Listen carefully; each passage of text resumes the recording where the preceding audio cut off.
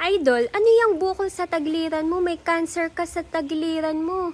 Puro ka kulani, tapos puro ka ugat. Ano ba yan? Ang pangit mo na. Tigil-tigilan mo nang kaka-workout.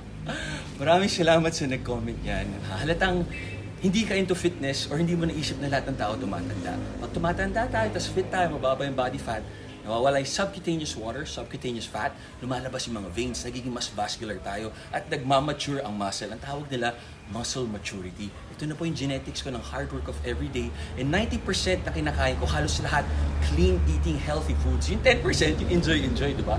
So kung yun man yung pananaw mo at paningin mo sa akin, maraming salamat na lang po. Wala na po ako magagawa. Yun yung pag-iisip nyo. Pero sa mga nakakainte at sa gagaya ko at gusto ng asawa ko, sobrang fit ko raw, i-continue ko lang.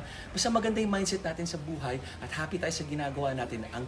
Ang physical activity, working out, walking, nakakatulong siya, nakaalis ng stress, nakakatanggal ng depression. At tigil-tigil. Idol, bakit? At tigil-tigilan mo yung kaka-social media, baka lumabo mata mo.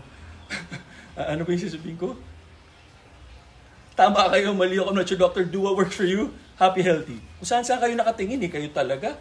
Tigas na tigas, ano ba yan? Normal lang yan, talaga pa nag-gym. Pag malaki, malaki. Pag maliit, maliit. Dagdag ko po, 2, 4, 6. 6-pack ako. Hindi 4-pack, hindi 2-packs. Ito po, obliques. Ito, serratus. Upper chest, mid chest, lower chest. Delts, tricep, bicep. Yun lang, kung pangit sa inyo, para sa inyo yun. Ganun talaga, beauty is in the eye of the beholder, di ba? Buti na lang sa misis ko at sa mga fans ko, gusto naman nila. Yun naman yung mahalaga.